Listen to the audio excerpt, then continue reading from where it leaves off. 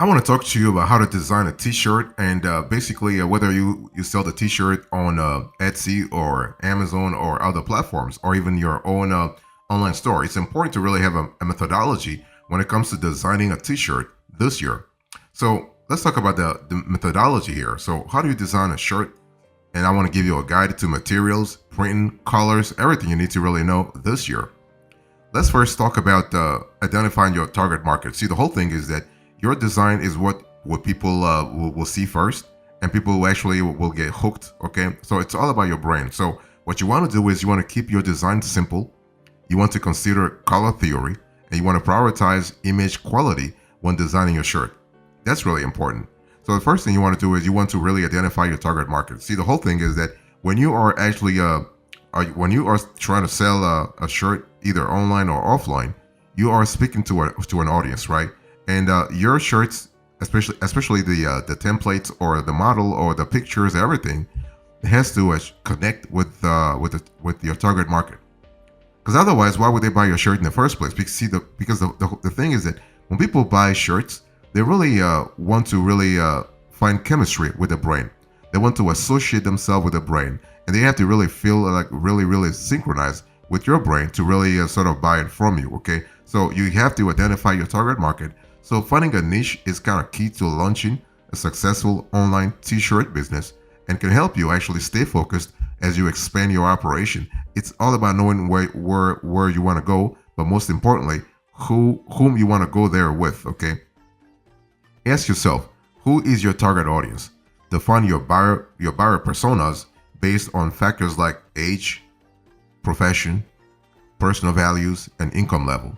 Consider also your audience's lifestyle as well. When and where might they wear this t-shirt? These aspects can help inform your design, cut, and selection of materials. Next, you want to research design trends.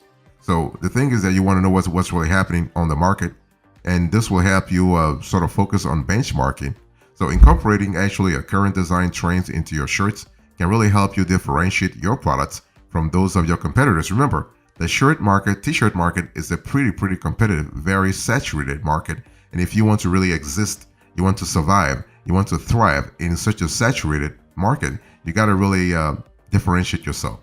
So Zazzle and Snork Trees are two online stores that offer insight into what t-shirt designs are popular. You can review their bestseller categories to see what people are buying. Take note of common themes like darker colors, bold graphics, small logos, and other small details to determine which trends you would like to weave into your design.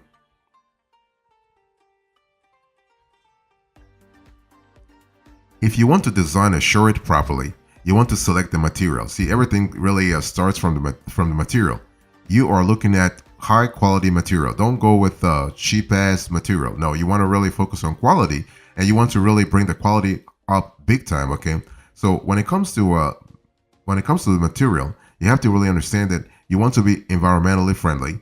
Okay, I mean, it doesn't matter if you are targeting an audience that's environmentally friendly. You want to be environmental because see, being environmentally friendly is going to help you be sustainable in the long run. So consider some of the most common t-shirt materials: 100% cotton, 1% polyester and cotton blends, tri-blend, hemp, and bamboo. Let me break it down for you a little bit. When I speak about 100% cotton fabrics are soft, breathable, comfortable, and relatively inexpensive, right? Because they are really widely available.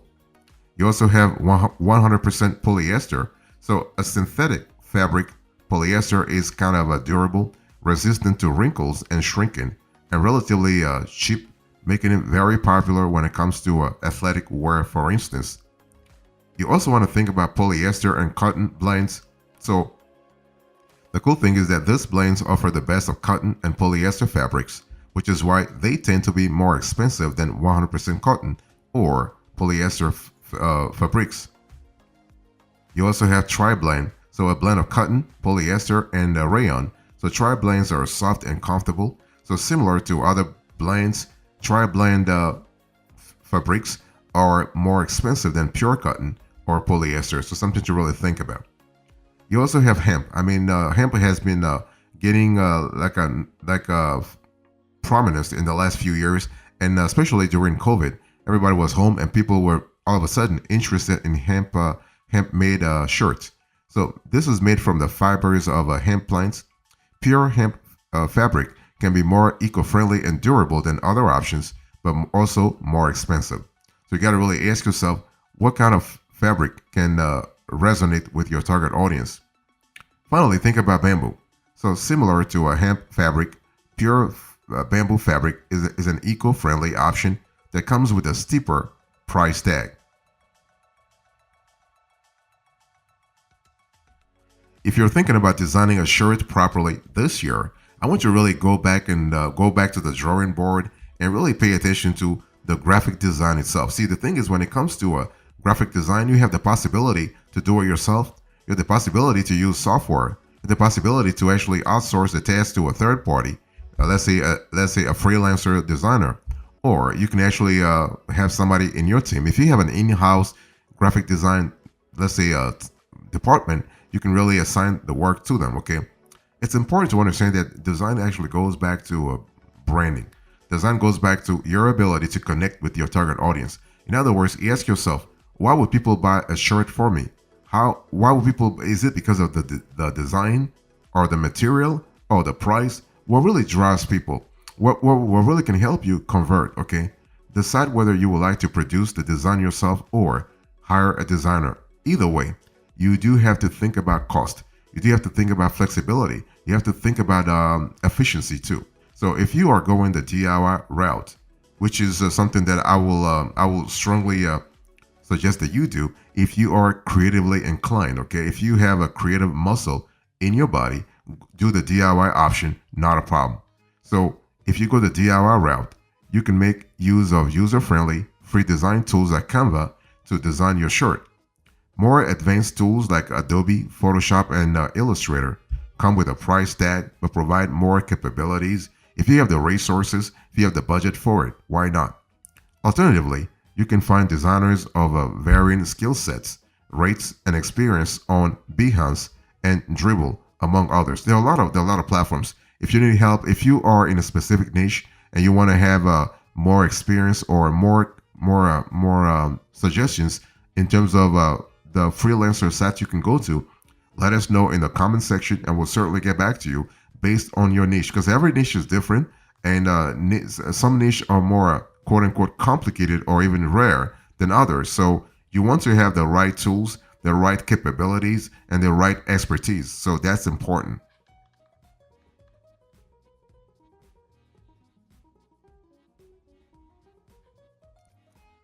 The one, if you want to design a shirt properly this year, what you want to do is you want to pay attention to the feedback loop. See, the whole thing is you have no idea if your shirt is going to be popular. You have no idea if your shirt is going to attract your audience. You have no idea if your shirt is going to really resonate with your target audience. How do you actually solve that problem?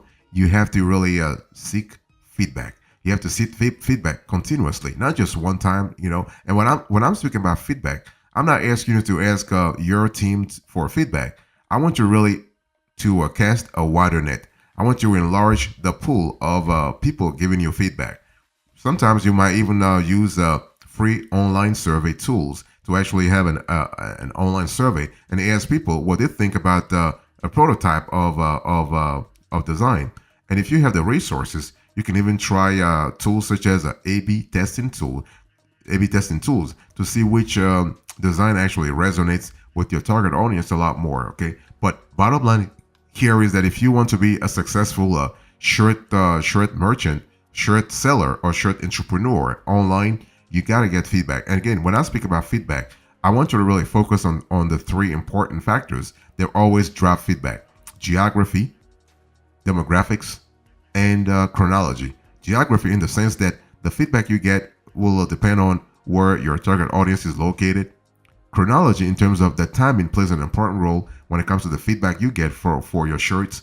And the third part is that you have to really think about the demographics. What age bracket are we talking about? Because the age bracket of your target audience is going to influence big time the kind of feedback you have, because everybody has different motivations. Okay, so before you design before your design hits the printers. Get feedback to gauge the potential response to your design and validate it so that you can connect with your target audience big time and real fast too. You can ask trusted friends, family, or peers to check your work for spelling errors, confusing design elements, or anything else that actually strikes them as off, right? It's one of those things where, and you want to be open to. I mean, when it comes to feedback, you want to be open to criticism as well. If you want to design a shirt properly this year, I want you to really choose a printing option. See, the whole thing is you've done a lot of work, right? Your wonderful work is kind of fantastic. Now the whole world is waiting for you to really share your work with them. So you got to choose a printing option. Now, when I speak about printing option, I'm not just thinking about you having the cheapest printing option, but you want to go for something quality. Quality printing is going to differentiate your material from the rest. You do not want to go with a cheap ass sort of a printing option and then realize that you have great material, but in the end the shirt actually turned out pretty ugly because the printing process was a substandard. Okay, now when you think about choosing a printing option, you have a lot of possibilities. Okay, as a matter of fact, we've found five prominent printing options for your shirt, and each of these can produce a high quality shirt, but they have different price points and have unique processes. Let me break it down for you. So you have screen printing, you have plastisol transfers, you have dye sublimation, you have direct to garment (DTG), and you have print on demand.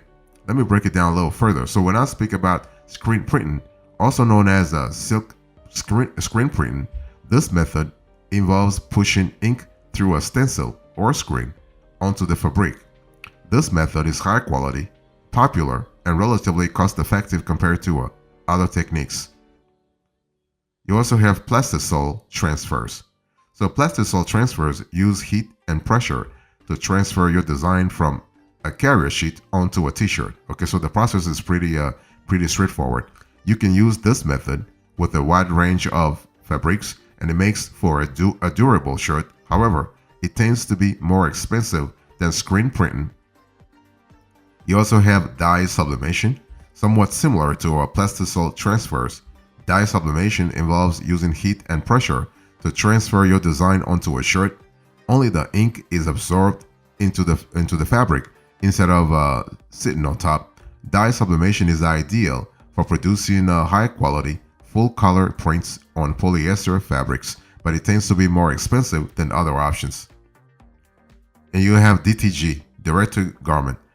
DTG printing is a cutting-edge method that prints directly on textiles, making it the most expensive option.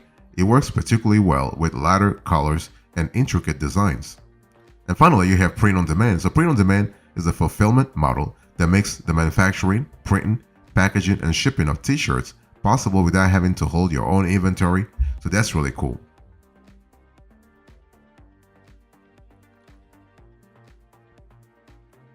Let me talk to you about the best practices here if you want to design a shirt properly. First of all, let me give you a few design tips here. When you think about shirt design, it's important to understand that your design is what will get people to buy your shirt, right? It's about the connection. It's about really resonating with your target audience.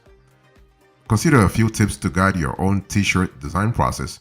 So what you want to do is, no matter what, keep it simple. Don't try to complicate something. Don't try to reinvent the wheel. Keep it simple. Limit the number of colors you use. Employ color theory. Use Pantone colors. Focus on image quality. And consider contrast. So when I speak about keeping it simple, basically, you want to find a balance between creativity and simplicity to avoid cluttering your shirt with text and graphics. You want to limit the number of colors you use. So for e-commerce shirt businesses, color ink will dictate cost, and too many colors can obscure your design. You want to employ color theory. So color theory, or color psychology, is the idea that certain colors can influence moods, and the same goes for t-shirt colors. Blue can inspire trust and security, for example, while red can actually connote a sense of urgency. You want to use Pantone colors. Pantone colors are a standardized color matching system used in printing and design. Printing colors vary from printer to printer, so use Pantone colors in your final design to ensure that the colors you choose print accurately. You want to focus on image quality. In most cases, images should be a 200 dpi or higher at full size for custom t-shirt designs, and vector graphics scale to print without sacrificing quality and produce crisp images. You want to consider contrast also. Contrast is actually the visual difference between the dark and light parts of images. Choose light contrasting colors like black ink on a white shirt or light ink colors on a dark shirt if you want a shirt that's easy to read and aesthetically pleasant.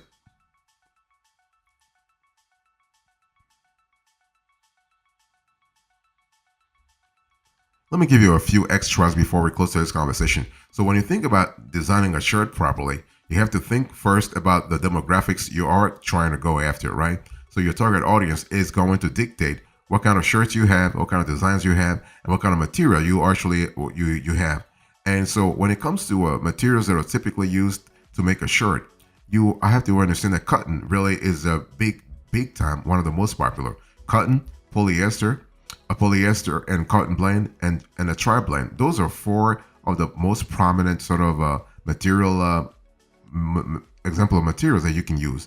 Now there are also some more eco-friendly options like hemp, but the thing is that with hemp you have to really consider the budgetary option. If you have the resources or your audience cares about the hemp as a material for shirts, then go for it. Okay, choosing the right material comes down to cost, durability, your printing method, and how you want the shirt to feel. And so one thing for sure, if you want to use, let's say, if you want to use a design, you have to ensure that the logo or graphics you choose for your shirts are copyright free. So to avoid copyright infringement, steer clear of cartoon, television, and movie characters and real people, and consider anything accompanied by the copyright symbol or a watermark to be off limits, okay? You can refer to the US Copyright Act to confirm that your shirt designs are not in danger of infringement. And you got to be really serious here, because we are speaking about lawsuits, we are speaking about potential litigation, and you do not want to go there. If you are thinking about actually having a manufacturer for producing your shirt, you want to really pay attention to a few things, okay? Think about, ask them. You want to look to see if they have quantity limits, if they offer the supplies you will need, like buttons, or if their customer service is well regarded, because you do not want to be on the phone for hours and nobody's actually talking to you, okay? And to really market and price your shirt design effectively, you have to really understand that everything starts nowadays with social media, especially during COVID. Social media was big time, was really big, back in the days. So social media is a great marketing tool. Try organically building an audience, posting content, and investing in targeted ads. For pricing, you want to calculate your cost and then research similar shirt brands and or designs to find the average price. Many shirt designers aim for a 20% profit margin. So if you want to go a little higher, that's fine too. 20%, 25%, in some cases 30%.